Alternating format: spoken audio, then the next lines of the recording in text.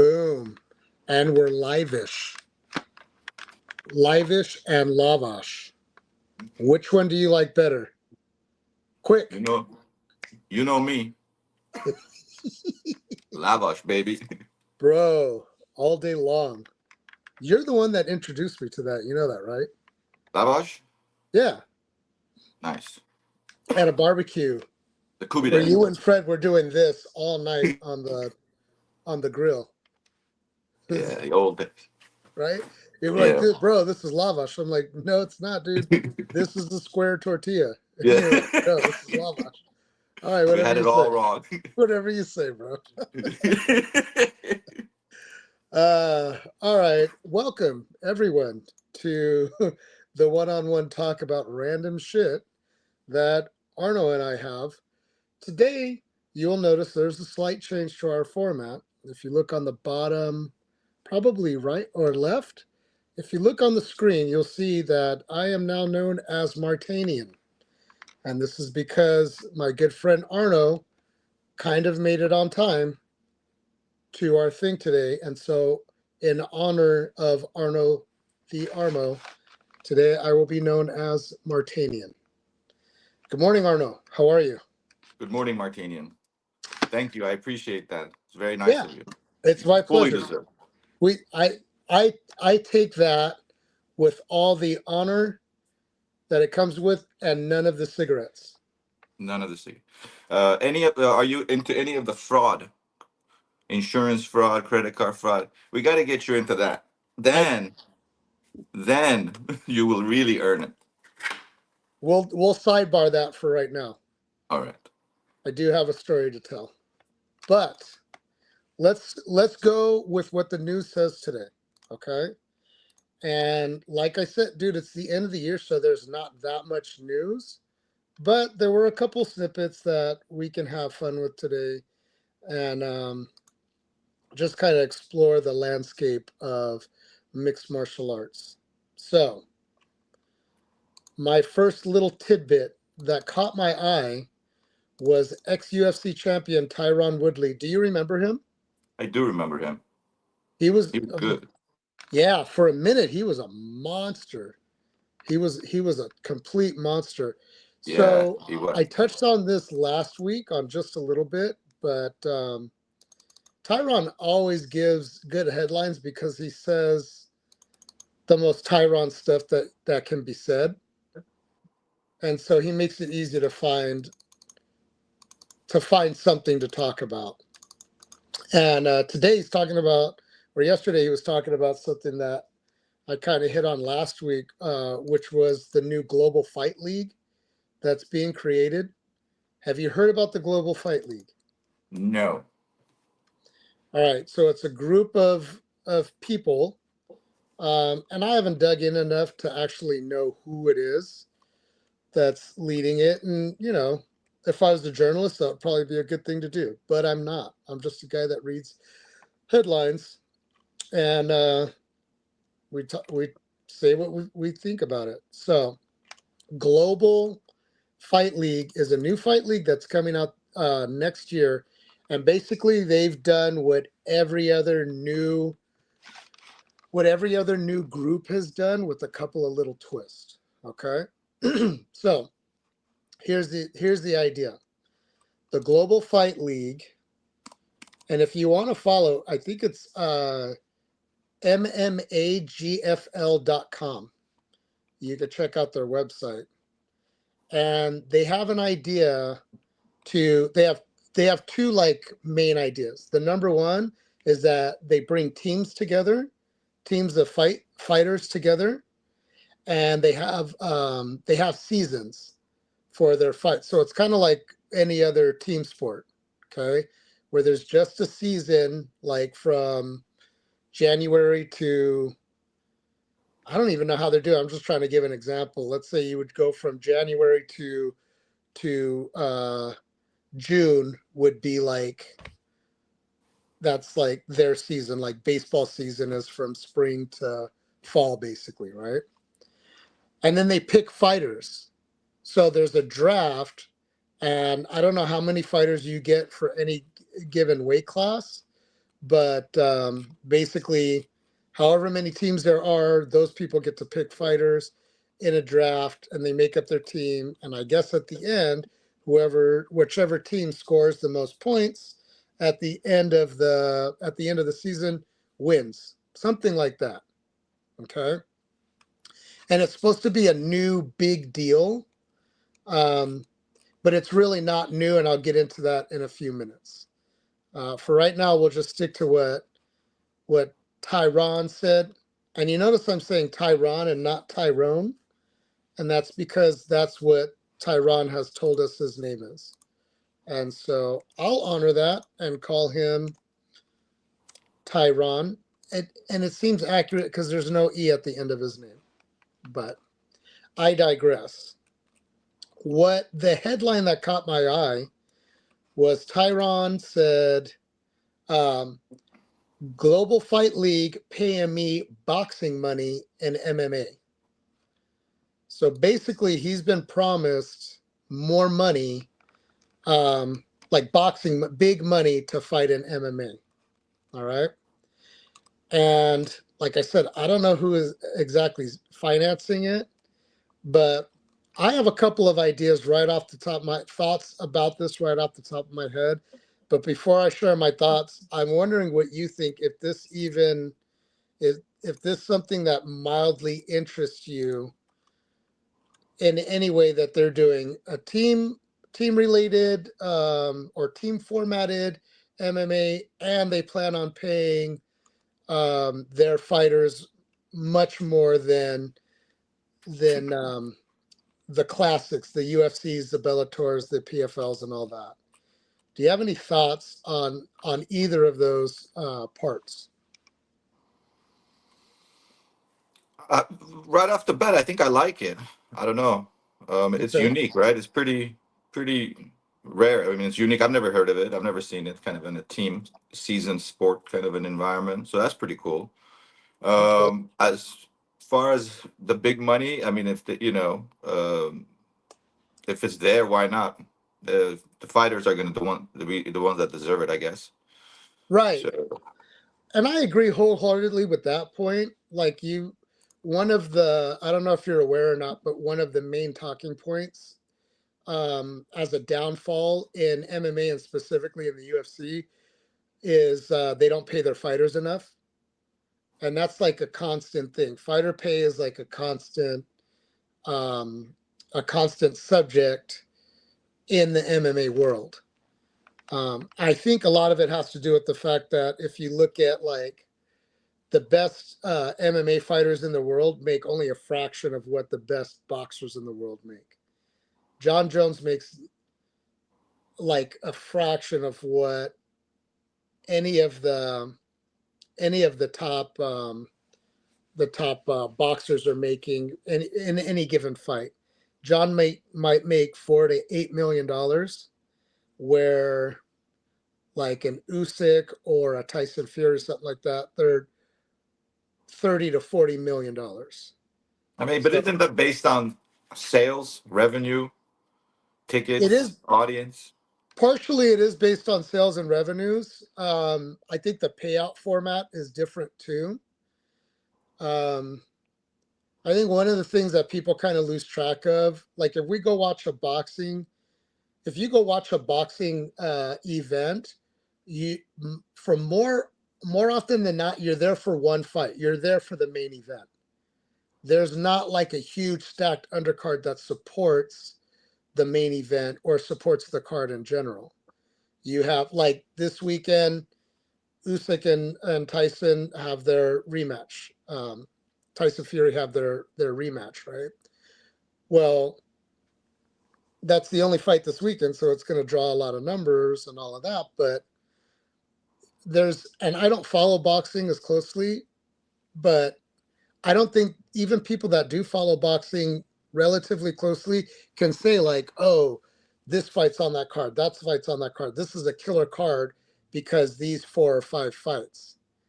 And it's different with the UFC. We get kind of spoiled because we get fights where there's, whether it's on pay-per-view or not, there's like maybe 3 or 4 fights that have interest, and the rest of the card is quote unquote shit, right? But if you look at the format, well, 4 or 5 good fights is way better than one, I would think. So I'm saying that to say that a lot of times it's been shown that the undercard payments in boxing are a fraction of what the undercard payments on in MMA are. Like a lot of the undercard guys getting maybe 50 to 100 grand ish in a UFC event. Um, and those are fighters that have already proven themselves. They already have a little bit of a name. Whereas in boxing, those people are getting maybe 5 to 7 grand a fight. And so the overall pay scale is different. It's just those guys at the top that are getting the tens of millions, and everybody else is getting a few thousand. Where in MMA, it's those top few guys are getting paid a few million, and then everybody else is getting paid tens of thousands or maybe hundreds of thousands, depending on the card. So it is a sliding scale, but there's no doubt that UFC superstars don't make nearly as much as boxing superstars. But here's my take on the whole global fight league thing, and then we'll get to what Tyron said. Um, you mentioned that you hadn't heard of this format before, where they have teams. Back in the day, there was an organization called IFL, International Fight League. Does that ring a bell at all? That's a little bit. Yeah, sounds Yeah, familiar. they were on regular TV. They actually got a regular TV deal, so they didn't have to go with like ESPN or Fox Sport 2 or some kind of off brand. They were on. I don't remember. That's how awesome they were. I don't remember what channel. I think they were on like channel 13 or something random like that. But at the end of the day, it had been done before where they had season, they had a team format and all that. Um, it didn't work because they did pay the fighters fairly. I have a good friend of mine that was part of IFL back in the day, and he was like, "Yeah, man, like during the off season, they still paid me. I was still able to train. I was still able to do this. They gave him a monthly salary, basically, to be on the team and then fight during the actual season." Um, I think a couple problems that they ran into. Number one, MMA was still in its infancy, not infancy, but like MMA as a sport was a toddler. So it might have not have been an infant, but it was probably a toddler or a tween where they kind of start getting their own personality and kind of start acting like an asshole sometimes, but then realize like, oh shit, I still need mom and dad. That's where MMA was at that time. Okay. So that might have been the reason why it didn't take off the way it could have. It could have been the fighter pay too. I think that with all the things that people say about UFC, they're the ones that have figured out how to make it last. And they pay their fighters good enough to stick around, right? They pay their fighters good enough to have them make it their main goal to get to the UFC. If there's any fighter out there in the world that's not in that's not in the UFC that wants to be considered like a real legitimate fighter, their goal is to get to the UFC. Okay? And so they still hold that higher ground. And so no matter what you pay them, they're still going to go. If any of these MMA global guys got an offer from the UFC, they would probably go, even despite the pay. But let me tell you what, just looking at Global Fight League's website, did you go to the website? Did you go to I it? was on it. Yeah. Okay. Do you see the picture at the homepage? Yeah. Okay. It's a I'm UFC pretty, fight. what's that? Was that a UFC fight picture? Right. Yeah. I'm Okay. pretty sure it was. And it was a bad one. That's Tyron Woodley. Give me do your impression of what you're seeing for the people at No. home. Come on, No. Arno. We need this. We need this. I've never made a face like this, and I hope I never make a face like this. It's the kind of face you make. Uh-huh. Yeah, when you're in Right? prison and you're. When things are getting real, right? Yeah, real, real, When like the too stories real. you hear become reality. No, I'm gonna have nightmares over this one. Seriously. Ah, okay, I so wish I had. just Um, reading this little blurb right here. I'll read it for you. GFL is revolutionizing combat sports with a global team-based league that shares. It's not revolutionary. We already discussed this has been done before. Team-based league that shares 50% of event revenue with fighters and prioritizes their health, wellness, and retirement. This groundbreaking league unites fans and fighters, creating MMA's most passionate community. So I just want to break this down just a little bit, okay? They have a team-based league. Okay, we talked about that. Shares 50% of event revenue with fighters. That's a big thing. It's been talked about where the UFC shares, I think somewhere in the teens, like maybe like 14% or something like that of their revenue with the fighters. So 50% is a huge difference between 14 and 15 and 50%, right? But like I said before, UFC's been around for over 30 years now. They figured out a formula, and it gets the fighters paid well enough, and it keeps enough it keeps their pockets deep enough to where they can really be a global a global leader in the sport, right? With the 50% revenue, I don't know if that's going to pan out for them as a company. I hate to say it, but that might be too much to give to keep the company afloat. So when you start any company, you're going to be down, right? You're going to put up X amount of money, and you don't expect to get that money back for an extended period of time. But my question is, as they grow, their event revenue is going to be shit. The first few events, I don't care who they put up there, their event revenue is going to be trash. And so 50% of trash is half of somebody's trash, right? So I'm not sure what 50% of event revenue is even going to look like for someone like Tyron Woodley or some of the other guys that they have. They went out, this group went out and they got every ex UFC champion that they could sign and sign them. And I mean, anybody who's ever had a name, they signed them. But the question is, can they sign them, and it makes good headlines, but can they pay them? Can they keep them? Can they pay them? Should they keep them and pay them? Everybody on the roster is, and I say this with all due respect, because there's good names on the roster, but these guys are way past their prime. They're way past their prime. Andrei Arlovsky got signed. He I see him. retired. Right. You Yeah, can see, right? You see Frank Mir. yeah. When's the last time you saw him fight? And was it any good? Fabricio Verdum, same thing, dude.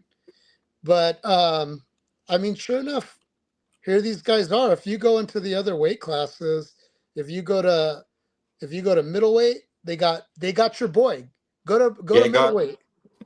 Musasi. Uh-huh. They Yeah. got your guy, right? Hector Lombard, all of these guys, Luke Rockhold, Luke. he's in he, Vanderlei. right? Vanderlei. Vanderlei Silva. Bro, great name. What an awesome name to have, right? Ridiculous name. Yeah. Right. When's the last time Vanderlei Silva fought? Right. Hall of Famer, but yeah, I hear you. Right? And so the reality is, how much of your 50% are you going to have to share with all of these fighters? And I don't know if they get like a guaranteed pay and 50% of the event revenue, but I hate to be pessimistic because competition is a good thing, and if the UFC is forced to compete, that it's only going to make everybody's product better, right? Agreed, 100%. If everybody made cars like Hyundai used to make cars, then we'd be driving some pretty shitty cars.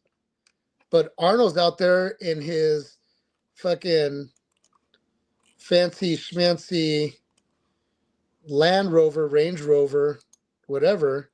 And Soon so, to be taken care of.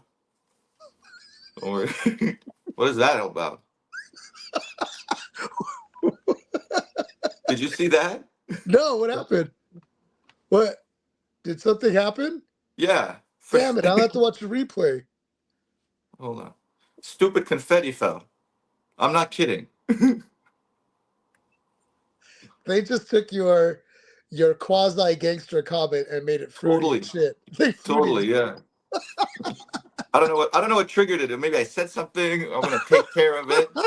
No, I No. think it's this thing because there are some things like I've been on like FaceTime with people and I've done something and it does some crazy shit. So That was God, crazy. we're those guys. We're old.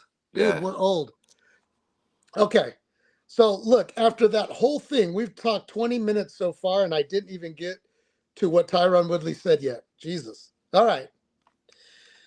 Uh let me pick out a couple quotes for you and then and get your thoughts on these quotes. So first he said we talked about he's getting they're paying him boxing money to do MMA. He said getting boxing money in MMA is a whole flex. I'm just excited to be part of the new wave. Um, and he said I like it because OGs get paid. Is boxing money in MMA a whole flex? I just think maybe they're jumping the gun. Have not a Right. single event, not a single paycheck, and so I don't know. Right. And I'm interested, like I said, I'm interested to know what it is, like what's the pay format? Like how much of the money is guaranteed and how much of the money is based just um on event revenue, right? Because if you have 10 fights on an event and it makes 500 grand, I'm just throwing numbers out there. I don't know what it would, right? So then you have 10 events, 500 grand. So half of that is 250 grand. And then you're going to spread that among 20 fighters. That's a little over 10 grand each. So that's not a huge flex. And I know my math isn't exact there, but it's roundabout enough to say, like, all right, that that's not that much money. So how much money? What would their event have to look like to make fighters to give them boxing money, right? And if that part of the money is uh, is guaranteed, if the bigger part is guaranteed, then how long is this organization going to last? How long are they willing to bleed the money? Even if you take a success story like UFC, they were bleeding money for the first few years, and you've even heard, excuse me, Dana do interviews talking about like times where he was on the phone with the Fertitas, like, "Hey, are we gonna close up shop or we're gonna dump some more money into it?" And they were like, "Fuck it, let's do a little bit more." And they did, and it worked out for them, partially because they had it, they had an in with Vegas, they had an in with the sanctioning body, so they were able to get it sanctioned. They were able to get events done in Vegas at the time, and that was huge deal for them. And that's a whole nother sneaky thing because did you know that they basically um, were against the original UFC. When they heard the UFC was in financial trouble, they talked to their insiders in Vegas to make sure that they couldn't get sanctioned, so they couldn't hold fights in the fight capital of the world, knowing they were bleeding money, so they'd bleed them out, and then they could buy the company for pennies on the dollar, and then get it sanctioned in Vegas. Yeah, I've heard about that story. Right. And so brilliant business move, right? Yeah. And it worked out for them. But if these guys, if this global fight league doesn't have a similar inside trader deal, then I don't know. I don't know what the likelihood is that they can actually go out. You got to be really willing to put money out there and keep it out there and let it bleed for a long time. It's a high risk investment. So it'll be Very, very interesting, high risk. right? Very high risk. But just to continue the quote, Tyron goes on to say, "I've been wanting to get back into MMA. I really just kind of put it on the pause. I kind of ghosted it for a minute. That's like when his soul got ghosted when he got knocked out by Jake Paul. Bro, he should never fight again. He probably got good money from that dude. Take your CTE, get your brain taken care of, and call it a day." But he said it never really ghosted me when I needed it, so I've been making the journey back in it. It was a good opportunity, which is smart. Now he's seeing the opportunity. I get that part. If it's real, if he really gets paid. He said it had some Ric Flair drip with the payout, and it made sense for me. What are your thoughts on Ric Flair drip payout?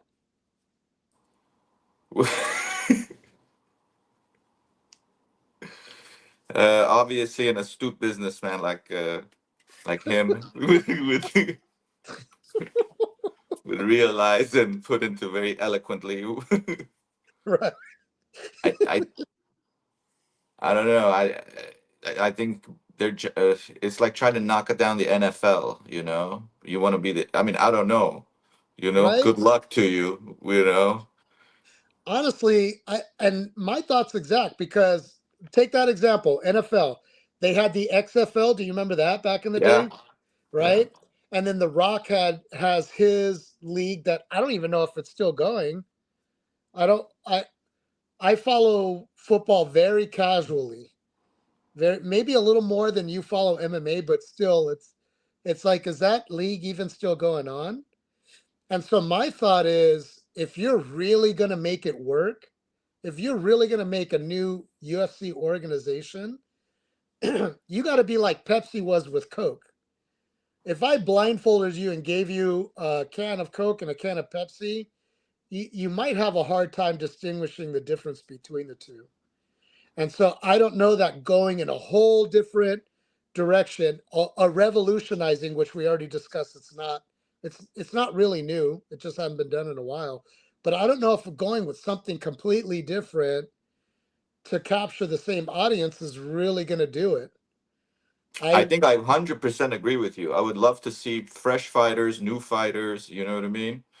Yeah, Uh, because as legendary as that roster is, they've all been there and done that and seen better days. Sadly I to say, agree. Yeah, I know. I right? know. Yeah. So I don't know. I will watch it. I will watch it because I watch fights regardless. I don't I'll care if watch it's it, but because right. they're legends, I'll watch it, Yeah, but I'm dude, I I'll watch fights anyways. If yeah. if my if my mom and my aunt get in a fist fight in the backyard, I'm grabbing popcorn. It's on. I'm watching, right? So if Tyron and let's see, who would he fight theoretically? He's a middleweight or welterweight? He's welterweight. So you take Tyron Woodley and put him up against Benson Henderson. That's a good fight. That's not a good fight for Benson because he's really a lightweight. But in any case, I'll watch him. Or Abubakar Nurmagomedov. I'll watch Abubakar fight Tyron just because there's a guy named Abubakar fighting a guy named Tyron. How is that not interesting? That's like, Bobcat versus Platypus. Yeah, I'll watch it. Why not? Right? All right, moving on. We've already spent a half an hour on talking about Tyron Woodley's Ric Flair drip. Just one more thing. I don't know what it sounds like to you, but to me, Ric Flair drip sounds like somebody got gonorrhea. It matches the picture on the website. Ric Flair drip, that face is making. It's just too. It's It's getting kind of too on the wild for nose. me. It's a Yeah. bit on the nose, isn't Is he saying something? What are you just trying to say? it? What kind of league is this? Dude, I'm sure there are, if you go on YouTube or whatever, I'm sure there are quite a few famous Tyron quote compilations out there, much like the Tito Ortiz compilations of the world. So might be a fun watch. All right. Next headline. Best of UFC in 2024. Ilia Topuria, who we talked about yesterday, edges out Alex Pereira for Fighter of the Year with 2 excellent wins. Are you familiar with what Ilia Topuria has done this past year? No. Okay, let me tell you. I told you yesterday that he's definitely one of the best fighters on the roster right now. Honestly, if he keeps doing what he's doing, he's better than anybody else. That's how good this kid is. With that being said, Alex Pereira knocked out 3 guys this year, knocked all of them out, saved multiple cards, and did it all on short notice. Ilia Topuria has finished 2 guys this year, didn't fight on short notice, but the guys he finished hadn't been finished the way he finished them before. He actually knocked out Max Holloway. Max Holloway is one of the most I think I saw OG. that fight. I think I saw that fight. Was that the last second they were standing No, there? No. no, that's when Max Holloway knocked out Justin Gaethje, Ah, that's right. Okay. which is basically the fight of the year. But we'll talk about that next week. But like, just kind of what do they call it? Fuck, I don't remember what they call it. Anyways, we'll talk about it next week. But no, he took that same guy Holloway who knocked out Gaethje. He put Gaethje's lights out, or he put Holloway's lights out. Holloway's never been knocked out. In fact, he in his whole career, which is a long career, he's fought everybody. He had only been knocked down, I think, 1 time before that. And Ilia Topuria cleaned his clock and knocked him unconscious. Wow. So it is a big deal, but at the same time, Pereira did the same thing 1 more time than Topuria did, and he did it on short notice. He's the one who saved UFC 300. Remember, UFC 300 was supposed to be the greatest event of all time, and it was supposed to be Conor McGregor and Michael Chandler in the main event. And Conor backed out because he broke his toe or something like that. And it was only like maybe 5 weeks before. Damn. It wasn't very much time. And Alex had just defended his title maybe a month or 2 before that. And get Wow. this, he not only did he defend his title, but in the fight of defending his title 2 months before this fight, or whatever time before this fight, he broke his toe and still went out and defended Wow. his title on late notice against a dangerous fighter by putting his lights out. Wow. So to me, I have a hard time deciding like who really deserves Fighter of the Year. The guy who knocked out people who hadn't been knocked out, or the guy who knocked out more people in the same amount of time with less preparation.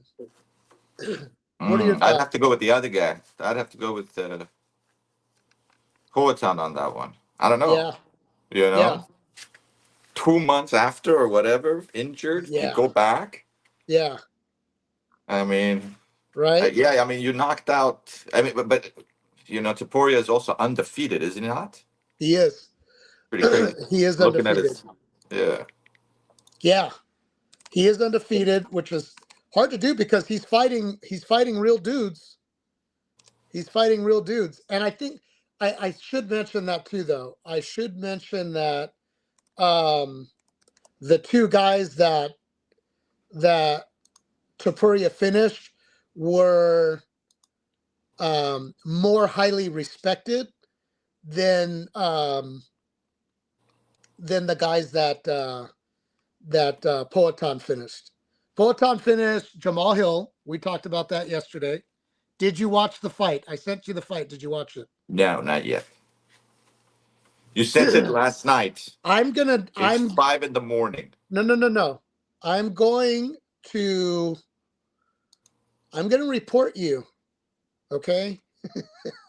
I'm To gonna report you to the authorities, and I'm gonna make sure that you're making a Tyron Woodley face before 2025 is done with. If you don't watch that damn fight, I'll watch it today. I'll watch it today. As soon as, okay?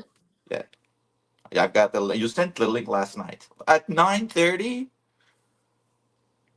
You sleep like 2.5 hours a day. The fight's only two. I think it's 2 rounds. All right, I'll watch it. We'll All talk right, about it. you will not be disappointed. But in any case, if you look at who they've beaten, Topuria beat Alexander Volkanovski, who they were calling the probably the best bantamweight because he had beat Max Holloway multiple times among other people, and then he finished Max Holloway. Um, like I said, which he had never been finished before that. He lost tough split decisions, but never before that had he lost. If you look at Poatan, let's see, he beat Jamal Hill. He beat Yuri Prohashka. Have you heard of Yuri Prohashka? No. Okay, still a good fighter, a dangerous striker. Not Max Holloway legendary or Volkanovski potential, but he finished him, and then he beat Khalil Roundtree, which is not.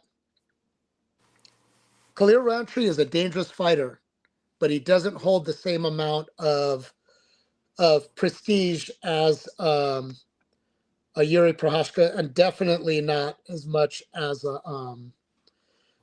as a Max Holloway or a Volkanovski.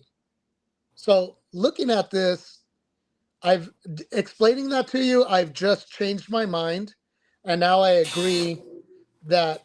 What do you do? Are you buzzering Nothing. me? Did I answer? I answered wrong. Is that what it is? Did I get You the got two buzzer? left. Okay, looking at this, I now think that Ilia Topuria deserves it. He beat two of the best guys to ever fight, finished two of the best guys to ever fight, compared to Poatan finishing three guys that that probably won't be in the Hall of Fame. I mean, if you're saying just for that year, I guess. But looking at he beat Strickland, Adesanya, names I've heard. You know what I mean? So I Right. don't know. No, that's a good point though. But For those were a this, couple of years before. But right. So you're right. For if we're just talking about just this year, yeah, Topuria probably edged him out.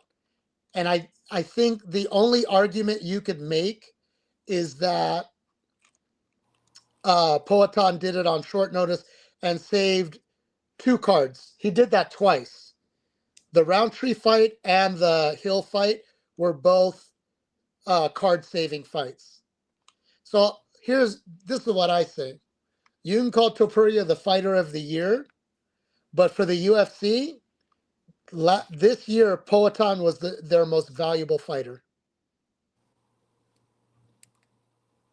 just based on the fact that he saved events. He said UFC 300 was supposed to be huge, and Dana White promised hugeness. And even when they announced that fight, people were like, dude, that's not the business. And then he did what he did, and it became a huge spectacle. And it's like, all right, that's a badass dude. And he saved Dana White. He saved the UFC. So Ilia Topuria is the fighter of the year. Alex Pereira is the UFC's most valuable fighter of the year. It is done. It is said. It is done.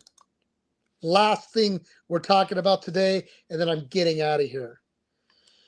UFC star Dustin Poirier's BMF tournament may be in the works. Do you know what the BMF is? Bad motherfucker. Yeah. Oh, okay. Yeah. So the UFC made up a title a couple of years after Nate Diaz said, "I'm the baddest motherfucker, and I want to fight Jorge Masvidal," who at that time was like the other bad motherfucker. They're just like two gangster dudes, East Coast gangster, West Coast gangster, and they fought and they created a BMF title. They even had a belt.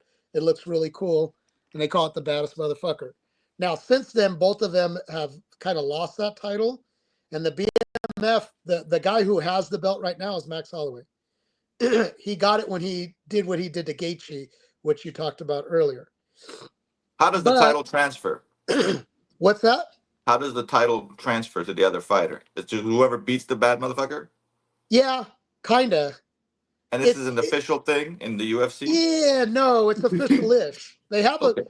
you won't see a ranking on their website for the BMF, but there's a belt, and there's a guy that walks around saying, look, I'm the Okay. BMF, right? So Dustin Poirier, he's at the end of his career. He has one, maybe two. He only has a couple fights left, if that many. But he wants to do something special. And he pitched this some time ago. He said, I want to do a BMF tournament, a one-night tournament, where we take 4 or 6 of the baddest motherfuckers and put them in a one-night tournament, and they all fight each other the same night, like the old school UFC. Remember they would do that where you would fight 2 or 3 times, maybe 4 times a night. Yeah, but at the Dustin end, huh? sometimes at the end of those, there was one guy really fresh, and the other guy they would drag in on a gurney, and because Yep. so Yep. The one flaw to this system, right? The one flaw to this system, or somebody gets injured and then an alternate comes in, and then you end up with the guy. Like, my brain doesn't work that way, but it's happened.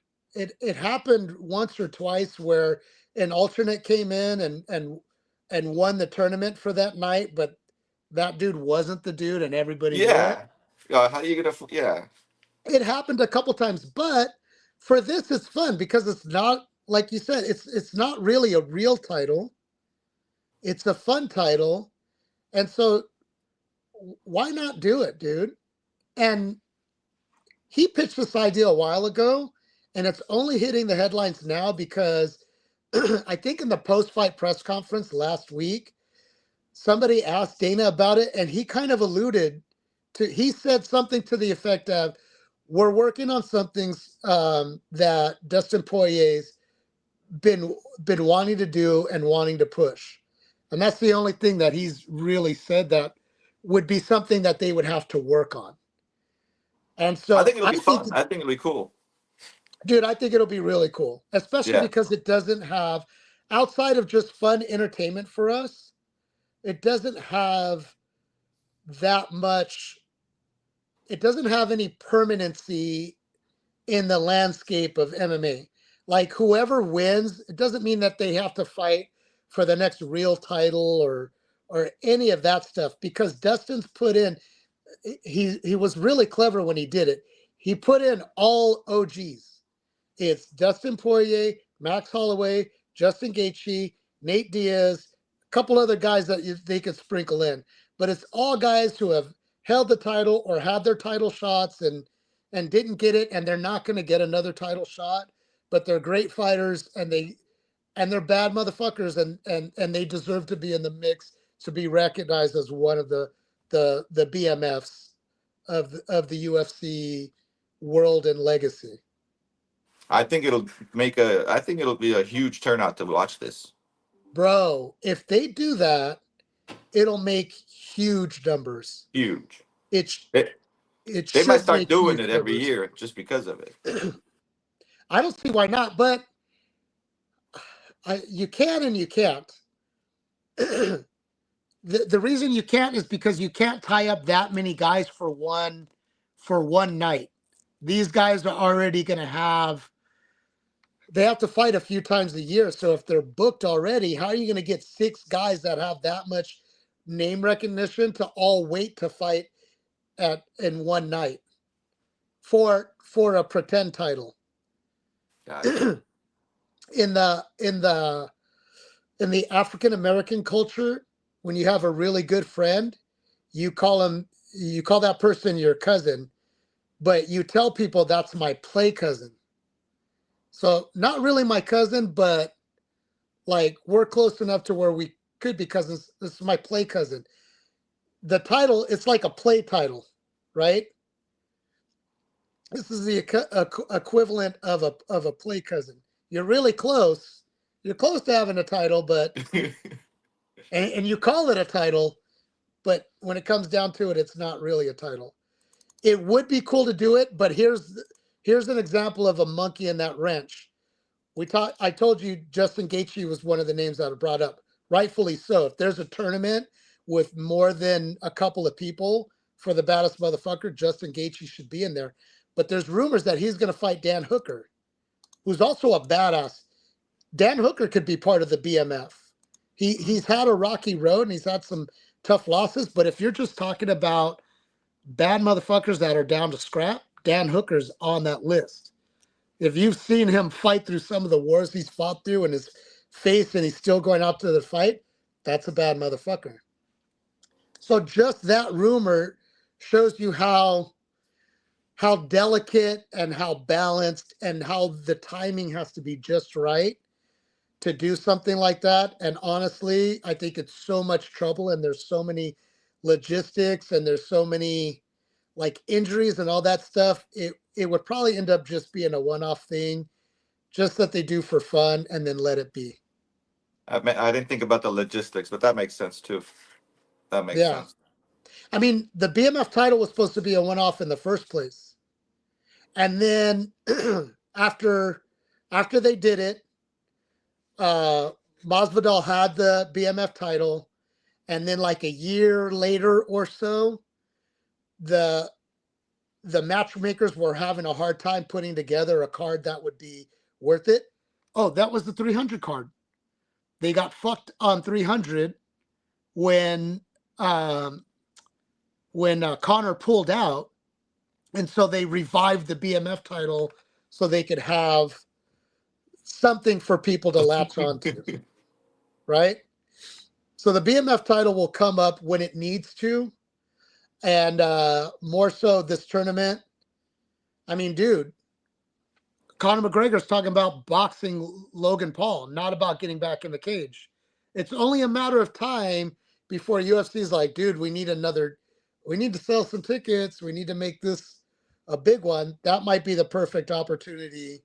I'm sure Dana looks ahead and says, like, because he knows more than we do about Conor.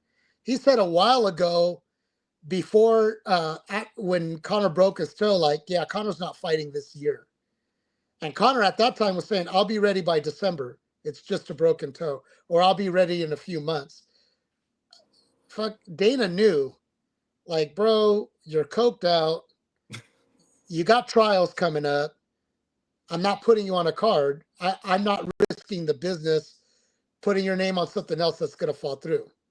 So he has that foresight. He has that insight. And so I think now he's planning ahead. Like, he's looking at like April, May, June, like, that's going to come around fast. And I'm not sure who we're going to have as a superstar to push. So maybe we push this tournament. And if that's the case, in any case, I'm all for it. I'm all for a one-time special thing where we bring the tournament format back. Whatever happens, happens. If it doesn't go right, it doesn't go right. It is what it is. We've experienced what the tournaments have done before. We know the risk to it, but it's damn fun. And if you're gonna put all these guys on one card in one night and they all have the potential to mix it up together, I'm all for it. I'm with you. I love it. Yeah. I think that works out better than Global Fight League and their homepage. Oh yeah. Oh yeah. Come on, dude, just do it once. No, I can't. I'm still gonna have nightmares over this. What were they thinking though? What were they thinking? I don't know. The sad thing is I started looking into it like, dude, tickets will be cheap. You can't go to a cheap UFC fight. That doesn't exist anymore. Like back in the day. So I was like, oh, let's see what's up. But they didn't mention anything in our area as far as locations that they plan on having fights at. It was like random stuff. It was like Colorado and I think Florida and a couple other places here and there. Yeah, I mean, why So, would they have it in LA? You know? right. Who would do that? Why would you Don't do know. a major event in a major metropolitan area? Some people consider the historical hub of MMA in North America. Why would you do it there? Just because the Gracie started in Torrance 40 Or there's like something 10, years ago? 15 million people here, you know. Yeah, Every action is here, everything is here, yeah, stadiums. I don't know. yeah. Do it in Colorado Yeah. where it's a mile in the sky and none of these over the hill fighters can breathe. Let's do it there. I will say this before we wrap it up. Going back to Global Fight League, you look at those pictures, bro. There's some saucy dudes in there, and I don't know how much they're going to be testing their fighters for PEDs. And like, I don't do steroids yet or testosterone yet. There will come a time where, for sure, I'll do testosterone. But these guys are on some of these dudes are on some healthy Yeah. doses. And I'll tell you what, dude, juicy fighters make for juicy fights. If these guys are juiced up, it just makes for better fights. So Well, I'm not I going to just stand on. I'm not standing on any moral high ground. Like, no, you got to test clean and all that. Like, no, everybody knows what they're getting into. Let them get into it and let us enjoy. right. It's the yeah. No, it's I can't. I'm not doing steroids because I can't afford it. But as soon as I can afford it, I'm on it. Dude, that's a good point. That's why I know I'm not going to do steroids because I have to pay for that out of pocket. I'm Yeah. just hoping that I know that one day I'll do a blood test for my doctor and my testosterone will be low enough where they can give it to me and then my insurance can pay Oh, for I it. see. Right? Oh, I've got a guy for that if you want it already. Insurance stuff. Insurance stuff. This this gesture says it all. Bro, He does it all. worry about nothing. These aren't the droids you're looking for. Yeah. This is Car what the droids insurance, are. house insurance, medical insurance, any kind of All of it. insurance. All of it, bro. You want testosterone, you want Ah, whatever, you want Rogaine. right? What's the other All one? right. So wrapping up. Next week, we'll probably get one episode in. And what I'd like to do is just talk about the best and worst of 2024. Just kind of wrap up the year. So I'll send you some stuff so you can look over because you are a schmo. There's no doubt about that. No doubt about that, yeah. So I'm gonna put you on game on everything that happened, everything important that happened this year, whether it was good or bad, and then you just digest it and decide what's the best of the best and what's the worst of the worst. Deal? Deal. Nice. With that said, ladies and gentlemen, like and subscribe. Comment below. What do you think about Global Fight League? Is it going to be an instant bust, or can they make it? Are they revolutionizing the sport with Tyron Woodley and a whole host of other um, past their prime and never heard of fighters? Let us know what you think. Let us know what you think about our headlines. And if there are headlines that you saw that you think are worthy of talking about, let us know. And we'll chop it up, mash it up, and take a big fat shit on it. With that said, have a great rest of the day. Take care of yourselves, take care of your families. Have a good weekend. Do something smart. Who you got? Tyson? Tyson Fury or Usyk? Quick, go. Say it. Usyk. Usyk. I have Fucking no idea Usyk. who he is. He's a funny looking dude, but he's a badass, and he already beat him once, and I hope he beats him again Oh, just to keep boxing interesting. yeah. I just went with the name. I like the name.